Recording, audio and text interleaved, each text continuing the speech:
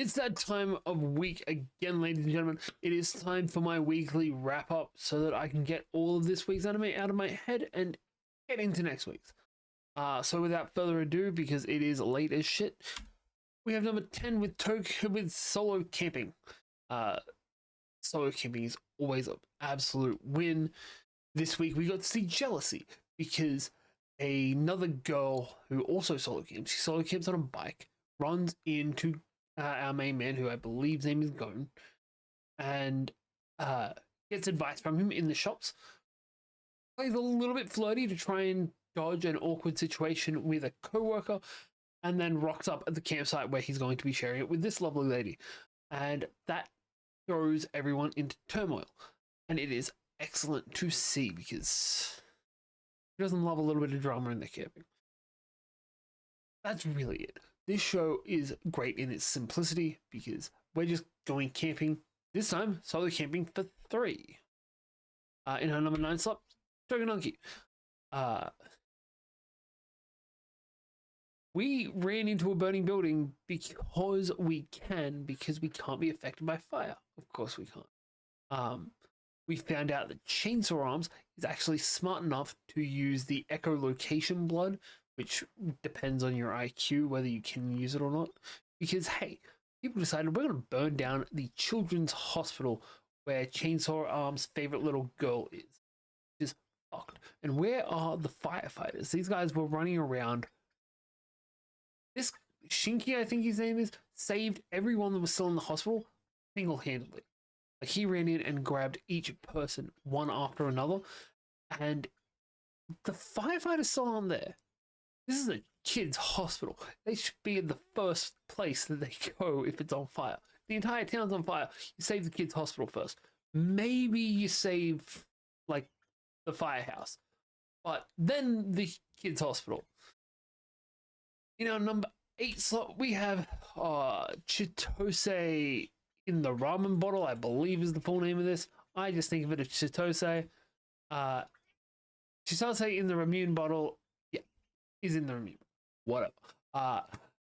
This show has been developing some great bits because so far we've gotten to see the popular guy and a few of his friends, save a nerdy guy who had been absolutely fucked over by his friend group, made to think that the girl of the group was into him, and they basically just boosted him up. It was great to see it because it's not a, hey, we're going to rescue you from this situation. It's a, hey, we're going to give you the skills to be able to rescue yourself from this situation. And it was so excellently done because it was, we have set you up for success, but in case something goes wrong or in case you can't remember the things we taught you, we're also going to be right here. Because fuck those guys, we're not letting them take our friend. And the animation's quality, I mean, look at this thing. This thing is fucking perfect. Yeah, it's just another really nice, really sarcastic a lot of the time slice of life show, and I'm just digging my slice of life at the moment. In our number 7 slot, we have Twisted Wonderland. I love watching this with my family. Me, my wife, and my son are all watching this at the moment, and that's great because it means that we all get to see it. We all get to talk about it afterwards because I can't deal with other people talking while I'm watching my shows, apparently. But I'm really liking how faithful to the material they're being with this. I really love the fact that we see all these guys just absolutely blowing up about what is effectively just a faux pas. I love the fact that is the Queen of Hearts. Heartsable, I believe they are. That's their whole shtick. They blew up and basically melted the Queen of Hearts statue, and it was great. But we also got to see them, hey, you actually have consequences because we're at a school, and you might be powerful, but the guys in charge are going to be more powerful. But the best part of this show is the fact that when they go and they're talking about the villains, they're actually using footage from the movies that they're from. So you see all of these different art styles juxtaposed with the anime art style. And it's absolutely amazing to watch. In our number 6 slot, we have One Dance. One Dance is still amazing apart from the CGI. It looks like somebody stretched it out fucking Roblox characters. But I still love the drama in the show. I still love watching the dance because the dance is still choreographed excellently in a weird, like, I don't understand dance enough to explain how it is working kind of way. But it's a thing of him and Wanda have been invited into the group. And there's another girl that believes she is technically better than everyone in the class. And while it may be true, she likes individuality. So she's now trying to learn how to dance like Wanda, because our stuttering main man dances like Wanda. Wanda dances like Wanda, obviously. And they both have character to their dancing. And it's really good to see how the other people in the class are relating to these two being there, because they dance better than most of the second year kids, I believe. But yeah, it's just a fun slice of life. In our sorry, in our number 6 slot, 5 slot, we have Star Brighter Than the Sun, where these two really need to realize they're talking about each other. I know that's the point, but there's only so much of it I can deal with. I genuinely feel like they've probably got like an episode, maybe 2, before I call it quits on them, because I can't deal with this edging any longer. We have some drama going on with their friend group, because this time we had a skipping contest with the other classes, and these two were chosen to be the rope people, because we need one boy, one girl, and she is really fucking tall, and he's good at matching her energy. So why the hell would we pick anyone else? These two are perfect. They're also fucking perfect for each other, but hey, that's neither here nor there. And we got to see them helping one of her friends who wasn't good at skipping, practice and practice and practice. And there's the one guy that never shuts up in their class, because there's always one guy that never shuts up in your class. And he's just like, oh yeah, we did so well because of my cheerleading. It's like, shut the fuck up. We did so well in spite of your cheerleading. Yeah, this is just... I'm on the precipice. I need to hear something to either happen or for me to hop off. But you know what I don't have that issue with? My Hero Academia. This is such a good fucking show. This is such a good fucking season.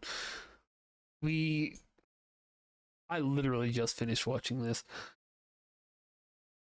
We've finally gotten to the Deku fight, because we've spent the last few episodes mostly just focusing on Bakugo and All Might trying to stop All for One. And now we're finally getting to see Deku fighting Shigaraki. And it is such a brutal fight. Like, I feel like that is kind of the theme of this season. It's just everyone is just constantly getting messed up. He's the 9th carrier. He had one of his 8 powers inside of him stolen. And it was possibly one of the worst ones that could be stolen, which was the danger sense. So now Shigaraki is being able to move around without and have a spider sense go off in the back of his head, and Deku doesn't. And they've now got a thought of how we can beat this guy, because Deku still doesn't want to kill him. I disagree with Deku. Like, somebody's doing what this guy's doing, we put that thing down. We don't treat it with any civility. We don't treat it nicely. it gets put down. It is not the M word. That is no longer a person. That is an animal. We put it the fuck down. But the plan is he has a little chip in the negativity that is inside of him. And that chip was left by Stars and Stripes. The plan is we're going to take the power of Overclock, I think it's called. And we're going to let him take it by punching it straight into him. And we're going to punch the power so hard into that one point that it's going to burst all the negativity. And I don't know how that's actually meant to help, but in our number 3 slot, we have Genosha. This show fucks with my head every time I watch it because I thought, hey, we're probably never going to see him get murdered because that takes away from it. Last episode, we saw him succeed and then loop. This episode, we saw him get ganked on the first night because, hell, if you stand out too much, the Genoshans are going to kill you. That's just a fact. But we also found out why he's looping, because he has a parasitic entity inside of him, which is what the girl gave him in the first episode. It wants to learn. And when it learns enough, it will detach from him and fuck off somewhere else. But I'm assuming that he'll know enough about the people on the ship by the time that happens that he'll be able to safely navigate who is the Genosha and who's not. And that will allow him to survive after it fucks off. Because otherwise, he is fucked. Yeah. It was a bit of an exposition episode. We went through 3 loops. We found out that the girl that's there every time he wakes up, or almost every time he wakes up, is actually also a looper. And her crest is almost full. She's been through hundreds of loops. But they also established that she might not always be on the same loop he is. There's times where he's going to be on the same loop. The shit, like, it's not going to be a straight line along with both of them. He could end up over here. He could end up 20 loops later, ending up where she was 1 later. And that's a cool thing. But also, she was a Genoshan. She was the bad guy on that loop. And he let somebody else die in that reality so that he could keep talking to her. And that's fucked. In our number 2 slot, going, or depending on who you are, slightly less fucked, we have Sender. Where this episode was talking about all about sexuality and development, because we have the girl that went missing. Our glasses go up the top, come back, and the reason that she left was because this school doesn't like puberty, which is weird because they want kids to repopulate Japan. Can't do that until they go through puberty. Also not getting taught about puberty, right? Because they're taught, hey, we've given you these things that make you no longer need to sleep, so don't sleep. Because if you sleep, you're going to go through puberty and we're going to have to kick you out. It's not something you tell kids because that's fucked. But it happens to Glasses Girl. She falls asleep while in bed with the most Tim Burton girl ever made. And when she has a erotic dream and wakes up, having gone through puberty overnight, apparently. That's the only thing that's ever made me think this mangaka is a man. Because this entire show reads like it was made by a female mangaka because it's written well, and the characters are written well. That made me think it was written by a dude. It's also going to end up with a bunch of people being like, "Oh no, we can't have this goonery bullshit." But no, this was not done goonery. This was done realistically, and honestly, rather tastefully. We also had Sunder himself talking about his arranged bride, who is the redhead in the top right corner, and he chases her out into a storm, genuinely thinking, hey, I don't want you to get fucked up. And she takes that as a, hey, he's chasing me into a storm, he's fun. And I think you've picked the wrong guy for that. She also doesn't care if he wants to go and hook up with somebody while they're at school, because they're at school, which is already kind of fucked. Because I don't know how old these kids are meant to be. But if we put together the information we've gotten so far, you're not allowed to be in this school if you've gone through puberty. And we know puberty is not an overnight thing, it's a gradual thing. But after going through one night of puberty, that girl is scared enough to run away. That means the people are hooking up underage, prepubescently, in this school. And it's a known, accepted thing. That's fucking weird. Otherwise, this is a great fucking episode.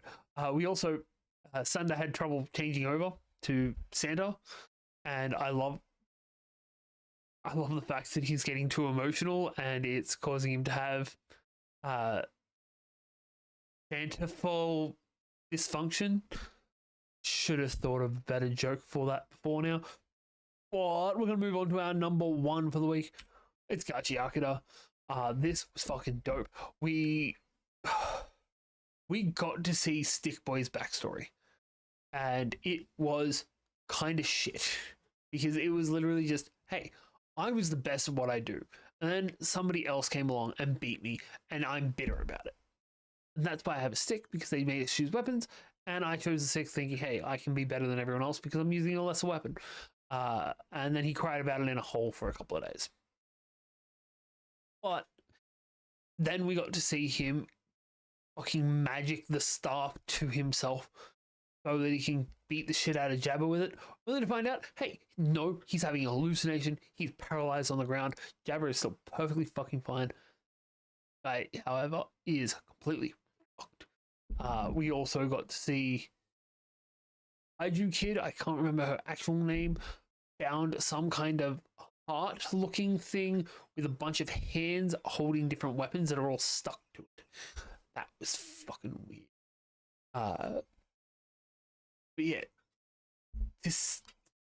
the way Jabba works in this show is so well done and so psychotic. Like, he goes through the 3 toxins that are currently running through this body, and then starts when Sick Boy starts laughing his ass off due to the toxins. Jabba lays down and starts laughing with him, and it's such a good, crazy move.